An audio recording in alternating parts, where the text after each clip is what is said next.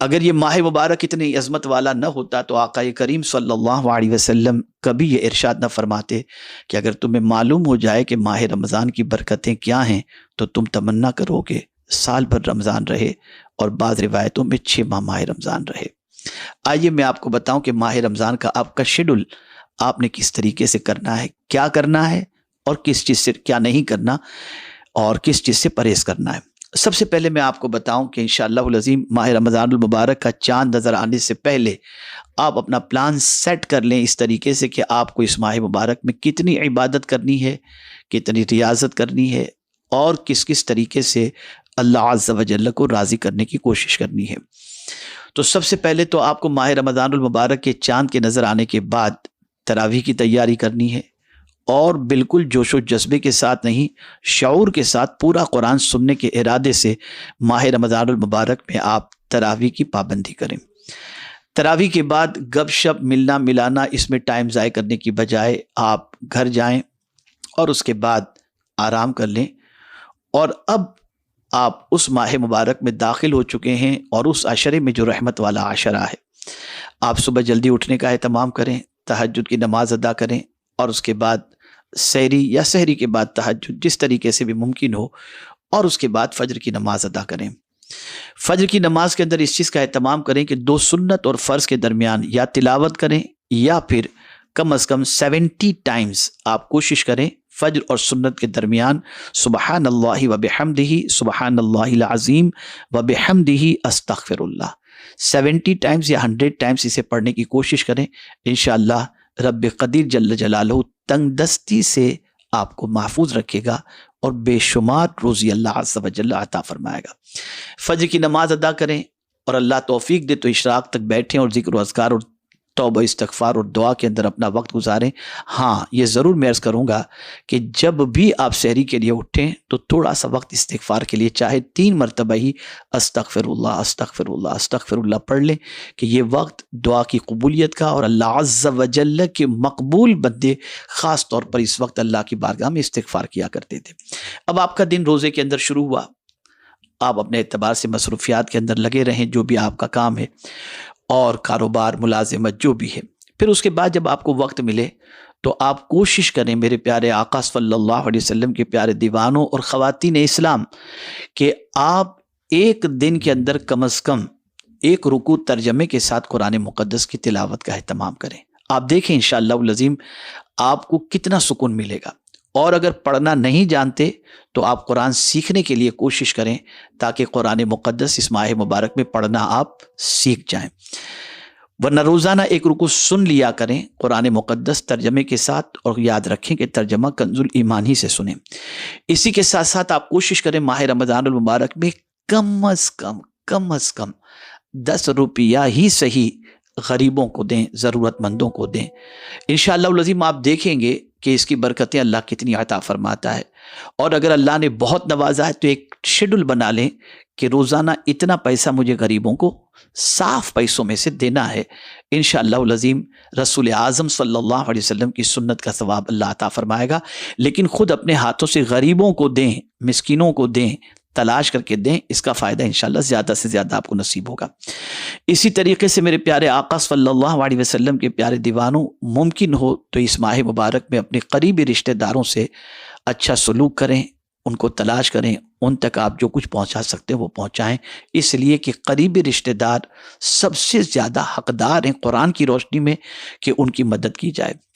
آپ دیکھیں اللہ عز و جل نے قرآن مقدس میں فرمایا لیس البر ان تولوا وجوہکم قبل المشرق والمغرب ولکن البر من آمن باللہ والیوم الآخر والملائکۃ والکتاب والنبیین وآتى المال علی حبہ ذوی القربى، مسکین سے بھی پہلے رشتہ دار کا حکم اللہ عز و جل نے فرمایا، اپنا پسندیدہ مال اپنے رشتہ داروں کو آپ عطا فرمائیں۔ میرے پیارے آقا صلی اللہ علیہ وسلم کے پیارے دیوان، اس کا دگنا فائدہ ملے گا۔ ایک تو رشتہ داری کا حق ادا کرنے کا فائدہ، اور ساتھ ہی ساتھ آپ ان کی مدد کرنے کا فائدہ۔ اور یہ بات یاد رکھیں کہ ہر بندے کی خواہش ہوتی ہے کہ اللہ تعالیٰ اس کی روزی میں اور اس کی عمر میں برکتیں عطا فرمائے، تو آقا کریم صلی اللہ علیہ وسلم نے ارشاد فرمایا، جو شخص یہ چاہتا ہو کہ اللہ تعالیٰ اس کی عمر میں اور مال میں برکت عطا فرمائے، اسے چاہیے کہ وہ صلہ رحمی کرے، یعنی اپنے رشتہ داروں کے ساتھ اچھا سلوک کرے۔ میں یہ نہیں کہتا کہ آپ دینی اداروں اور تحریکوں کا تعاون نہ کریں، ضرور کریں، لیکن جو ترتیب اللہ عز و جل نے رکھی ہے اس کو مقدم رکھیں اور سب سے پہلے ان کو تلاش کریں، پھر پڑوسیوں کو دیکھیں، پھر مسکینوں کو دیکھیں، پھر محلے والوں کو دیکھیں، اس اعتبار سے کریں۔ آپ دینی تحریکوں کی بھی مدد کریں، دینی اداروں کی بھی مدد کریں، اور خاص طور پر میں یہ عرض کروں گا کہ سادات کرام جو زکوٰۃ کے مستحق نہیں ہیں، یعنی جو زکوٰۃ نہیں لے سکتے، ان کو بالکل فراموش نہ کریں۔ اپنے رشتہ داروں سے اچھے سلوک کا جب بے پناہ فائدہ ہے تو سادات کی خدمت کا فائدہ کتنا ہوگا۔ مجھے امید ہے کہ آپ اس پر توجہ فرمائیں گے۔ ایسے ہی صاف رقم علماء، مشائخ، مؤذن، خادم، اس کو بھی ان کی بھی خدمت آپ کیا کریں، خدمت کریں ماہ رمضان میں اچھی طریقے سے، انشاءاللہ اس کی برکتیں بھی اللہ تعالیٰ آپ کو عطا فرمائے گا۔ اسی طریقے سے افطار اور کھانا کھلانے کا اہتمام کریں۔ آپ کوشش کریں افطار کرانے کی، انشاءاللہ العظیم افطار بھی کرائیں اور کھانا بھی پیٹ بھر کے کھلانے کی کوشش کریں۔ ہمارے بہت سارے احباب ایسے ہیں جو ماشاءاللہ بہت سارے علاقوں کے غربا کو افطار بھی کراتے ہیں اور کھانا بھی کھلاتے ہیں۔ آپ انشاءاللہ العظیم اس کی کوشش کریں کھانا کھلانے کی اور افطار کرانے کی، اس کا بھی اجر اللہ عز و جل بے پناہ عطا فرمائے گا۔ اور ایک بات خاص طور پر ذہن میں رکھیں کہ زیادہ تر مرد حضرات مسجد میں افطار کرتے ہیں تاکہ جماعت مل جائے، ضرور آپ افطار کریں، لیکن خبردار خبردار خبردار اعتکاف کی نیت کرے بغیر مسجد میں داخل نہ ہوں، ورنہ آپ کا کھانا پینا مسجد کے اندر جو ہے وہ مناسب نہیں ہوگا۔ اس لیے گزارش ہے کہ مسجد میں داخل ہوں تو اعتکاف کی نیت کر کے ہی داخل ہوں، اس میں کوتاہی نہ کریں، اپنے بچوں کو بھی بتائیں تاکہ مسجد میں کھانے پینے کی اجازت شریعت کے اعتبار سے آپ کو مل سکے۔ اسی کے ساتھ ساتھ مسجد کا احترام بھی کریں، اس لیے کہ مسجد کی بے ادبی، مسجد میں آلودگی یہ مناسب نہیں، اللہ کا گھر ہے۔ جتنا آپ مسجد کی صفائی اور مسجد کو آلودہ ہونے سے بچائیں گے، انشاءاللہ رب قدیر جل جلالہ اس کا ضرور آپ کو فائدہ عطا فرمائے گا۔ اسی کے ساتھ یاد رکھیں کہ اس ماہ مبارک میں 2 آیتیں ضرور یاد کریں سورہ بقرہ کی، اللہ اکبر، اس کی بڑی برکتیں ہیں۔ آقا کریم صلی اللہ علیہ وسلم نے ارشاد فرمایا، جو شخص رات کو سورہ بقرہ کی آخری 2 آیتیں پڑھ کر سوئے، یہ 2 آیتیں اس کے لیے کافی ہیں، یعنی شریروں کی شرارت سے، جن، شیطان، سب کی شرارت سے اللہ عز و جل محفوظ رکھے گا، اس لیے کہ حضور صلی اللہ علیہ وسلم نے فرمایا یہ آیتیں اس کے لیے کافی ہیں۔ تو ان 2 آیتوں کا خاص طور پر اہتمام کریں، یاد کر لیں، تاکہ ماہ رمضان المبارک کے گزرنے کے بعد بھی آپ اس کی برکتوں کو روزانہ حاصل کر سکیں، اور ماہ رمضان المبارک میں اس کو یاد کرنا مشکل نہیں ہوگا۔ اور ایک خاص بات، اور وہ یہ ہے کہ اپنی زندگی میں جو نمازیں فوت ہو چکی ہیں، ایک لسٹ بنائیں کب سے آپ کے اوپر نماز فرض ہوئی ہوگی اور کب سے آپ 5 وقتہ نماز کے پابند بنے ہیں، اور آپ کی نمازیں کتنی ایک اندازے کے اعتبار سے قضا ہوئی ہوں گی۔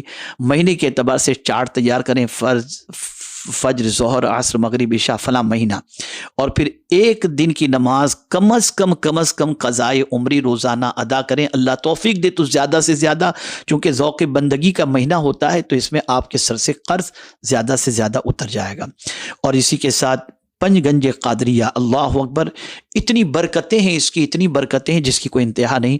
سلسلے قادریہ برکاتیہ کے اندر اس کی برکتیں رکھی گئی ہیں اور اس میں بتائی گئی ہیں، جس کو 5 گنج قادریہ کہا جاتا ہے۔ میرے پیارے آقا صلی اللہ علیہ وسلم کے پیارے دیوانوں، بہت شارٹ ٹائم کے اندر آپ یہ 5 گنج قادریہ کے عادی بن جائیں گے، اور زیادہ وقت بھی نہیں لگے گا، اور اس کے بعد رمضان المبارک کے گزرنے کے بعد بھی اس کو آپ پڑھنے کے عادی بن جائیں گے تو برکتیں ملیں گی۔ اب 5 گنج قادریہ ہے کیا؟ بعد نماز صبح یا عزیز و یا اللہ 100 مرتبہ، ظہر کی نماز کے بعد یا کریم و یا اللہ 100 مرتبہ، عصر کی نماز کے بعد یا جبار و یا اللہ 100 مرتبہ، مغرب کی نماز کے بعد یا ستار و یا اللہ 100 مرتبہ، عشاء کی نماز کے بعد یا غفار و یا اللہ 100 مرتبہ، اول آخر 3 بار درود شریف پڑھ کر اس 5 گنج قادریہ کو اپنی عادت بنائیں، پھر دیکھیں انشاءاللہ اس کی برکتیں اللہ کتنی عطا فرماتا ہے۔ ساتھ ہی ساتھ ایک خاص بات بھی یاد رکھیے گا، ام المؤمنین حضرت عائشہ صدیقہ رضی اللہ تعالیٰ عنہ نے سرکار صلی اللہ علیہ وسلم سے دریافت فرمایا کہ ماہ رمضان میں کون سی دعا میں کثرت سے کروں، تو سرکار صلی اللہ علیہ وسلم نے فرمایا تھا، اللہم انک عفو تحب العفو فاعف عنا۔ حالانکہ یہ دعا شب قدر سے متعلق بھی ہے، لیکن آپ سے گزارش ہے کہ یہ دعا ماہ رمضان المبارک میں کثرت سے کریں انشاءاللہ العظیم۔ اور کچھ اعمال کی کثرت کا جو حضور صلی اللہ علیہ وسلم نے حکم دیا ہے، میں انشاءاللہ اس کو دوسری کلپ کے اندر آپ کے سامنے پیش کروں گا۔ یہ مختصر سا چارٹ تھا جو ماہ رمضان المبارک میں آپ کو کرنا ہے، ساتھ ہی ساتھ یہ بھی کوشش کرنی کہ کم از کم ایک قرآن شریف ماہ رمضان المبارک میں آپ ختم کر لیں۔ اللہ عز و جل آقا کریم صلی اللہ علیہ وسلم کے صدقے میں ہمیں ان چیزوں پر عمل کی توفیق عطا فرمائے۔ اب پرہیز کن چیزوں سے کرنا ہے؟ اس لیے کہ ان اعمال کو خراب کرنے والی چند چیزیں ہیں، اور اس مقدس ماہ کے اندر بہت زیادہ برکتوں کے حصول کے اندر چند چیزیں رکاوٹ ہیں۔ میں اس کی طرف آپ کی توجہ کو مبذول کراؤں۔ بہت زیادہ واٹس ایپ کا استعمال، یہ انسان کے ٹائم کو ضائع کر دیتا ہے۔ بہت زیادہ یوٹیوب کا استعمال، کہ لگے ہیں اس کے اندر یہ وظیفہ وہ وظیفہ دیکھنے کے اندر، اس میں ٹائم چلا جاتا ہے، پرہیز کریں۔ ٹویٹر، فیس بک، یہ ساری چیزیں ہیں کہ اس کے اندر ہم یہ افطار کر رہے ہیں، یہ کھایا نہیں، یہ اسٹوری نہ وہ اسٹوری۔ خدا کے لیے ماہ رمضان المبارک کا احترام کریں اور ان ساری چیزوں سے پرہیز کریں، بقدر ضرورت ہی اس کا استعمال کریں، اس سے زیادہ نہیں۔ سب سے زیادہ ماہ رمضان میں جس چیز کی پریکٹس کرنی ہے وہ نگاہ کی حفاظت کی۔ اپنی نگاہ کو آوارہ نہ بنائیں، بالکل آوارہ نہ بنائیں، نگاہوں کو جھکائے رکھیں۔ خدا کی قسم اس ماہ مبارک میں اگر اس چیز کے عادی ہم بن گئے تو میں یقین کے ساتھ کہتا ہوں کہ انشاءاللہ ماہ رمضان المبارک کے بعد نگاہوں کو نیچی رکھنے کی برکتیں جو آپ دیکھیں گے، آپ کی عقل دنگ رہ جائے گی۔ تو نگاہوں کی حفاظت کریں۔ اسی طریقے سے فضول گوئی، اس سے مل کر اس سے مل کر ٹائم پاس، اس کی بات اس کی بات، بالکل اس سے بچیں، بالکل اس سے بچیں۔ جہاں تک ضرورت نہ ہو کوئی بات اپنی زبان سے نہ نکالیں۔ فضول گوئی سے اپنی زبان کی حفاظت کریں، اس لیے کہ زیادہ بات کرتے کرتے آدمی غیبت کی طرف چلا جاتا ہے، چغلی کی طرف چلا جاتا ہے، جھوٹ کی طرف چلا جاتا ہے۔ تو خاص طور پر زبان اور نگاہ، ان دونوں کی حفاظت کریں۔ اسی طریقے سے زیادہ کھانے پینے سے بھی پرہیز کریں۔ بہت زیادہ بازار کی چیزیں، یہ چیز وہ چیز، ان زیادہ چیزوں سے کھانے سے پرہیز کریں۔ انشاءاللہ آپ کے اندر پھرتی رہے گی اور عبادت کرنے میں آپ کو لطف آئے گا انشاءاللہ۔ لوگوں سے میل جول کے اندر بھی آپ اپنا وقت زیادہ ضائع نہیں کریں۔ آؤ یار ملتے ہیں، منارہ مسجد کے پاس ملیں گے، ادھر ملیں گے، بیٹھیں گے، کھائیں گے، پیئیں گے۔ دوست مل سکتے ہیں رمضان شریف کے بعد، لیکن ماہ رمضان ملے گا دوبارہ یا نہیں ملے گا ہم نہیں جانتے، تو اس کے لمحے لمحے کی قدر کریں۔ اور اللہ توفیق دے تو آخری عشرے میں مرد حضرات اعتکاف میں بیٹھیں، خواتین بھی چاہیں تو اپنے گھر کے اندر ایک چھوٹا سا علاقہ بنا کر وہاں بیٹھ سکتی ہیں۔ اور اسی کے ساتھ ساتھ اگر اعتکاف میں بیٹھنا ممکن نہ ہو تو آخری عشرے کے اندر کمر کس لیں اور زیادہ سے زیادہ عبادت کریں، کہ یہ مصطفیٰ جان رحمت صلی اللہ علیہ وسلم کی سنت مبارکہ ہے۔ ہمارے یہاں تو آخری عشرے میں خوب خریداری ہوتی ہے اور وقت مارکیٹ میں گزرتا ہے۔ آپ کی ثوابدید پر ہے، بتانا میرا کام ہے۔ بازار اچھی جگہ ہے یا اللہ کا گھر اور اس کی عبادت؟ جس آخری عشرے میں اللہ نے شب قدر رکھی ہے، ہم اسی آخری عشرے کو بازار میں خرچ کر دیتے ہیں۔ خدا کے لیے اس سے بچیں اور اپنے آپ کو کوشش کریں کہ ماہ رمضان المبارک اچھی طریقے سے ہم گزار سکیں، عبادت اور ریاضت میں گزار سکیں اور اللہ کو راضی کر سکیں۔ کاش یہ ماہ مبارک جو ایک مہمان بن کر کے آتا ہے، جب ہم سے رخصت ہو تو خوش ہو کر کے رخصت ہو، اور اللہ عز و جل کی بارگاہ میں ہماری سفارش کرنے والا بن کر رخصت ہو۔ اللہ تعالیٰ آقا کریم صلی اللہ علیہ وسلم کے صدق و طفیل ماہ رمضان میں کثرت سے درود شریف، کثرت سے استغفار اور ساتھ ہی ساتھ کثرت سے کلمہ طیبہ، کثرت سے قرآن شریف کی تلاوت کی ہمیں توفیق عطا فرمائے اور گناہوں سے بچنے کی توفیق عطا فرمائے۔ الحمدللہ سنی دعوت اسلامی کا ہفتہ واری سنی اجتماع مرکز اسماعیل حبیب مسجد میں ہر سنیچر کو ہوتا ہے۔ ماہ رمضان المبارک میں انشاءاللہ سحری تک اجتماع جاری رہے گا اور انشاءاللہ سحری کا بھی اہتمام کیا جائے گا۔ اللہ عز و جل ہم سب سے راضی ہو اور ہمیں ماہ رمضان المبارک نصیب فرمائے اور اس چارٹ پر عمل کرنے کی توفیق عطا فرمائے۔ یہ میری طرف سے میں نے کچھ اچھی باتیں سوچیں اور سمجھ میں آئیں تو میں آپ کی طرف میں نے یہ بھیج دی، اور میں امید کرتا ہوں کہ انشاءاللہ العظیم آپ اس پر عمل کریں گے۔ اور یاد رہے تو اس فقیر کو دعائے مغفرت کے طور پر فقیر کے لیے دعائے مغفرت فرمائیں اور جنت البقیع میں اللہ 2 گز زمین عطا فرمائے، اس کی بھی ضرور دعا کریں۔